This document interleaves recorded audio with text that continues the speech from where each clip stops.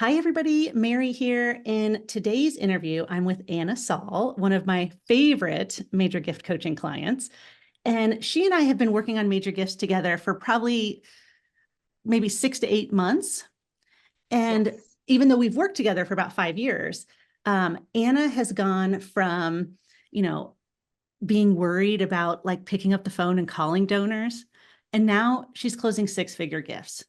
So I wanted to ask her to come on today and talk about some of her secrets and how she's grown into such an amazing fundraiser. So Anna, how are you today? I'm doing well. First of all, thank you, Mary, so much for having me. I'm so excited to talk about this with you. Thank you Good. again. Of course, of course. Well, you are one of my favorites.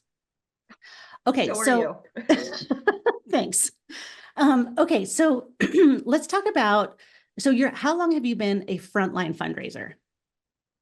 I would say it's going to be 3 years coming this fall. Okay. And what was it for you? Like, what happened on day one? Like, were you just kind of expected to go out and raise money? Were you hesitant about introducing yourself to prospects? Like, what fears did you have on day one? Right. So day one started when I came back from maternity leave. So Okay. I would definitely say that was a test of, getting back after being 4 months of sleepless nights and then going out to raise money. So I would say that was a little bit of a challenge, but I pushed through. I would say, first and foremost, I had a really good support system with my team and my Mhm. boss, and they wanted me to focus on kind of getting back into relationship building. I came from gift processing for 2.5 years, all in the back end. And Yeah. now, since I was forward facing, I kind of had to switch gears. I'm very happy that I had that gift processing in the past. So I knew exactly where our money was going to, coding. But Yeah. now it was time to start going out and maintaining those relationships and saying, hey, I'm not just the girl, behind a computer. I'm now forward facing for the facility that I work for. Oh, amazing. So tell us about the first gift that you closed. I mean, it could be $1,000, it could be $10,000, but what was like maybe one of your first successes? I would have to say it was when I was a gift processing coordinator that I Hmm. received my first gift. It was for a golf event, very minimal, but I thought it was just so great. And um, it, it really opened my eyes that I wanted to do this, that I could do more, that it became exciting, um, that people actually wanted to give to our organization Hmm. because of the impact that we had. Maybe it was because that they just saw that we gave good care Hmm. and they were giving to a gift processor, and I was thinking, if they're giving to a gift processor, would they give if I was a philanthropy officer? So I would say it was a very small event gift, but it made me so proud. Yeah. No, it's good. You got a little taste of the Kool-Aid and now Exactly. you're on Yes. board. Now I I'm know. chugging it. Yeah. Yes. Yeah, you are. Yes, you are. Okay, so once we started working together, Anna, what what changed for you? Like, because I've seen you significantly grow and negotiate with sometimes difficult philanthropists who want to make certain gifts in certain ways at certain times. So what has changed over like the last 8 months? I would say that first and foremost, I have to see our donors as people Mhm. first, right? Us in the philanthropy world, we see them as donors, constituents, business. Yeah. But before that, they are people. There's reasonings behind of why they want to give or where to. So I feel like tapping into they're human. They have emotions, they have feelings. So just kind of treating them like it's just a relationship conversation that I'm having lunch with somebody, getting to know them. And once you have that relationship and they know that you really are caring and want to know their story, and I just feel like they connect better. because they don't just see you as somebody in philanthropy as always asking for money, I don't Mm-hmm. want to be known as that. I want to be somebody who has great relationships, but also is good at her job. So that's hard to maintain, but I feel that you can when you see the donors as people first. Love that. I remember we were meeting and talking through some prospects, and I remember you were debriefing me on one meeting you had where the little puppy of the donor had a cold. Yes.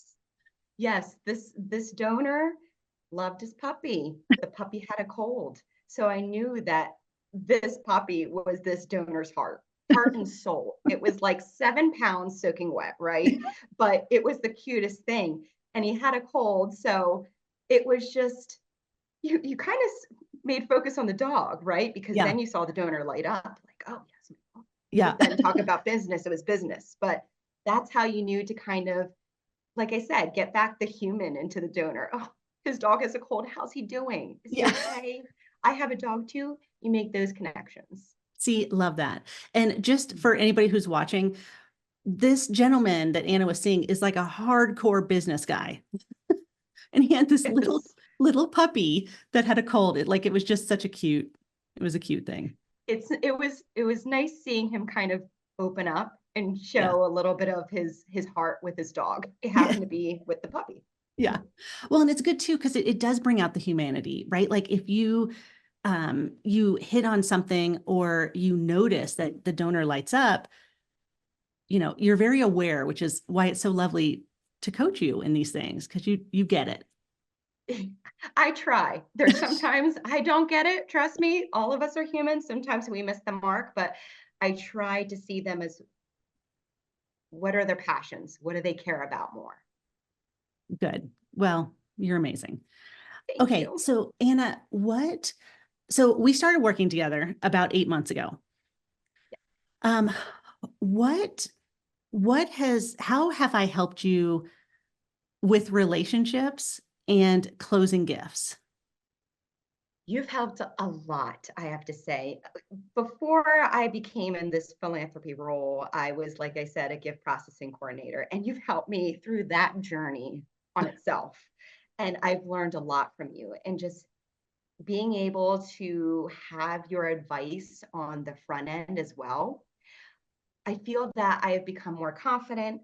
I feel that I've become more comfortable, and knowing that when things don't go as we plan, to not panic, and you're good at pivoting and giving me advice of what to do. And I'm always saying, well, what if this happens? What if this happens? What if this happens? You have an answer for if this happens, this happens, this happens. I feel completely comfortable and confident to go into that meeting because I have the tools that you have given me to navigate. If this donor goes this way, I have a skill set and I have an answer. Or if this donor goes this way, you've really prepared me for that, which I very much love because I feel that you treat people the same too. They're humans first. Oh, So yes. it's all about that connection. Yes. Okay. Thank you for that. So now that you've had a lot of experiences, right? You've done event gifts, you've done just major gifts, you've been involved in a capital campaign for your organization. What is something that you still struggle with today? Mm. So this is something I do still struggle with. Sometimes I have trouble of when I come across not just a donor, but an individual who is very short with their answers. They're Mhm. ones that don't really give you much to play on. Yeah. They're one word, like fine, good. Like, how do I keep the conversation going without it having this silence that internally I'm like screaming, So I have to work on that, but you've been helping me too to kind of navigate.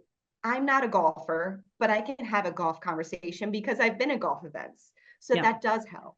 There are some things I'm a little lost in, but you just nod your head or you just say, oh, explain that more.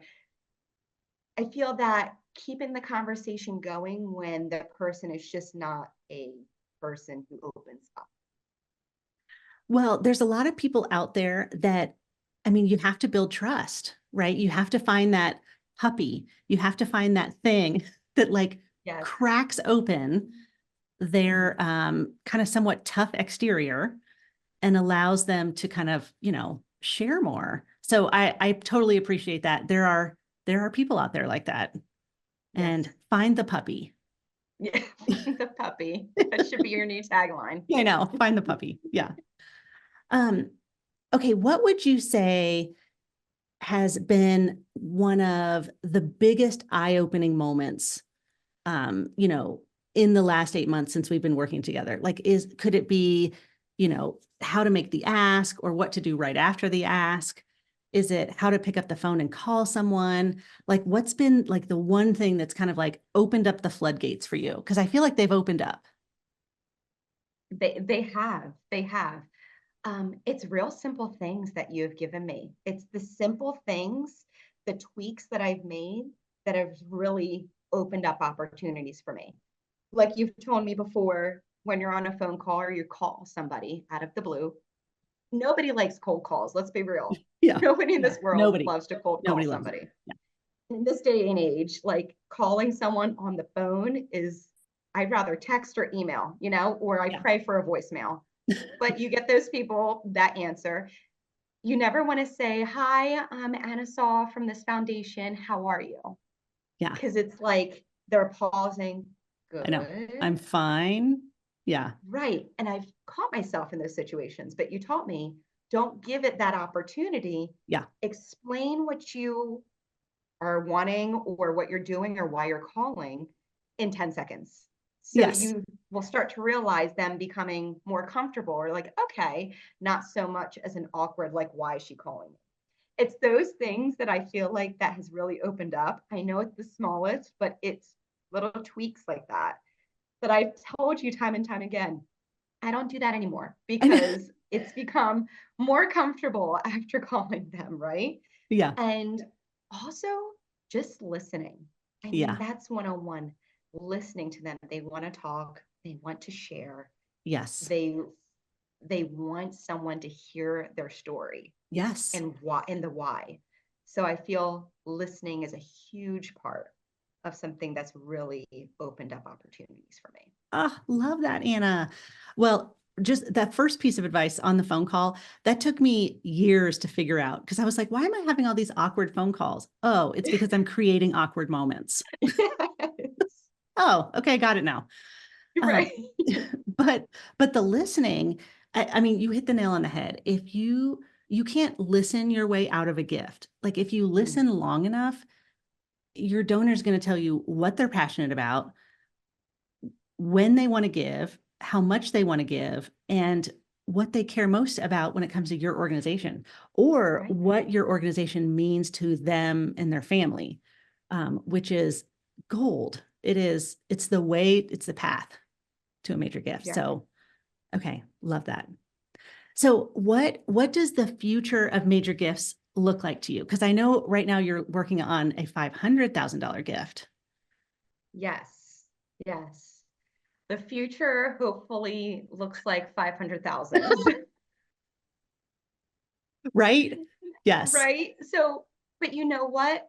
You know exactly who I'm talking about when we Yes. talk in the subject. Yes. I feel like this is such a good journey that it's going in different ways that I did not expect, Yeah. that there are lessons, right? So Yes. I'm Yes. glad to be on this long-winded, very different journey that I'm Yeah. used to, that we can both talk about and both figure out how to navigate, but knowing in the future that I can say, oh, I've experienced this, and this.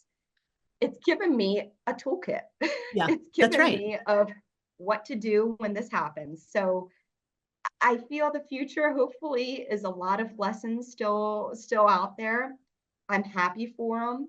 You're not going to get them all sometimes, but Yep. I'm so glad that you are by our side and in our corner to anytime I'm like, Mary, help me. And you know what to do. I love that. I love that. So the Oh, future is with you, and the future is just to many more journeys and lessons. oh, cheers to that. Well, Yes. but Anna, you're there, you hit on something great because you, I mean, most fundraisers are they have the end in mind, like, okay, I want to close this gift and I want to do it by this time. But what's great about working with you is that you are very nimble. So when the donor throws a curveball, you're like, okay, let's regroup.